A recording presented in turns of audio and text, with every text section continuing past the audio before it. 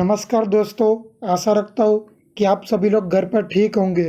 दोस्तों, हवाई जहाज़ में सफ़र करना अपने आप में एक ही अलग अनुभव होता है और हो सकता है कि आपने भी हवाई जहाज़ में सफ़र किया हो। लेकिन क्या आप जानते हैं कि हवाई जहाज़ का ईंधन उनकी मेन बॉडी में नहीं होता है, बल्कि उसके विंग में स्टोर किया जाता है। लेकिन प्लेन का ईंधन उसके विंग्स में ही स्टोर क्यों किया जाता है, इनके बारे में नहीं जानते हो ना? तो कोई बात नहीं, आज की ये वीडियो देखते रहिए। आज की ये वीडियो में मैं आपको इसी टॉपिक पर बात करूंगा। दोस्तों, हवाई जहाज का ईंधन उसके विंग्स में स्टोर किया जाता है और ऐसा करने के पीछे कुछ खास कारण होते हैं, जैसे कि बैलेंस बनाए रखने के लिए। और दोस्तों, मैं आपको बता दूं कि किसी भी विमान का हवा में बैलेंस बनाए रखने के लिए उसका लिफ्ट फोर्स उसके वजन के बराबर होना चाहिए। एयरबस A380 एयरक्राफ्ट का टेक ऑफ वजन 5,40,000 किलो तक हो सकता है। ऐसा में लिफ्ट फोर्स की लगभग इतना ही होना चाहिए। और बता दूं कि विंग्स में फ्यूल होने से प्लेन पर दबाव कम हो जाता है, साथ ही फ्यूल का वजन विंग्स के वजन को बैलेंस करता है। ऐसे में विंग्स की मजबूती के लिए कम वजन के मटेरियल की ज़रूरत होती है, इससे प्लेन पर वजन फालतू में नहीं बढ़ता। आप सभी लोग ये बात तो जानते ही होंगे कि जब प्लेन टेक ऑफ होता है तो उस समय उसमें काफ़ी ईंधन होता है और उड़ान भरने के बाद धीरे धीरे कम हो जाता है, जिससे हवाई जहाज़ का वजन भी धीरे धीरे कम होने लगता है। हवाई जहाज़ का वजन कम होने से सेंटर ऑफ ग्रेविटी बदलती है। और बता दूं कि ये हवाई जहाज़ का संतुलन बनाए रखने के लिए बहुत ज़रूरी होती है। अब अगर ईंधन हवाई जहाज़ की मेन बॉडी के पिछले वाले भाग में स्टोर किया जाए तो हो सकता है कि टेक ऑफ के समय सेंटर ऑफ ग्रेविटी पीछे होने से प्लेन का अलग हिस्सा उठ जाए, या लैंडिंग के समय ईंधन कम होने से पिछले हिस्से का बैलेंस न बन पाए। हवाई जहाज़ के पंख यानी कि विंग्स उसको उड़ाने में मदद करते हैं, और इसलिए यह विंग्स खोखले हो या ठोस हो, यह एक जैसा ही काम करते हैं। इसी वजह से अधिकतर हवाई जहाज़ के विंग्स खोखले ही होते हैं।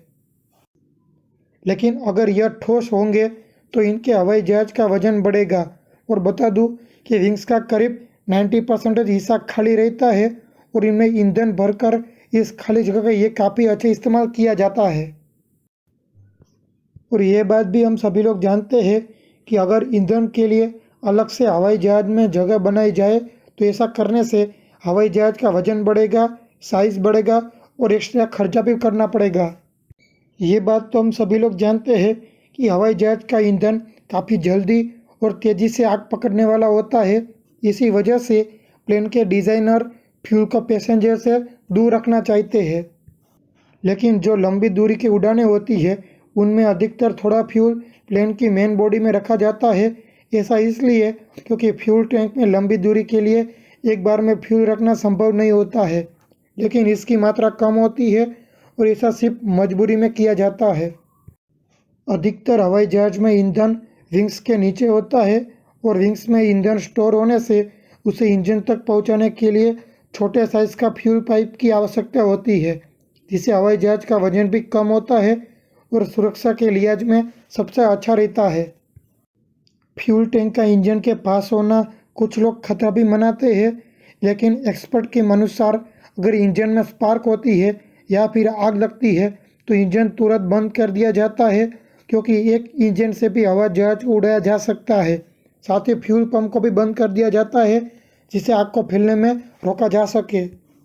दोस्तों, इस तरह की दिक्कतों से बचने के लिए हवाई जहाज के विंग्स में फ्यूल को स्टोर करना सबसे अच्छा ऑप्शन माना जाता है। तो मेरी यह छोटी सी वीडियो देखकर आपको पता चल गया होगा कि फ्यूल को प्लेन के विंग्स में स्टोर क्यों किया जाता है। अगर आपको मेरी ये वीडियो की इंफॉर्मेशन अच्छी लगी है, यूज़फुल लगी है, यूनिक लगी है तो वीडियो को लाइक करें और शेयर करना मत भूलें। और हाँ दोस्तों, ऐसे ही नॉलेज भरे और रियल फैक्ट के बारे में जानने के लिए मेरी ये चैनल को सब्सक्राइब करें और बाजू में दिए गए बेल आइकन को क्लिक करना मत भूलें, जिससे मेरे आने वाली सभी technical and non technical video की नोटिफिकेशन जल्दी से मिले।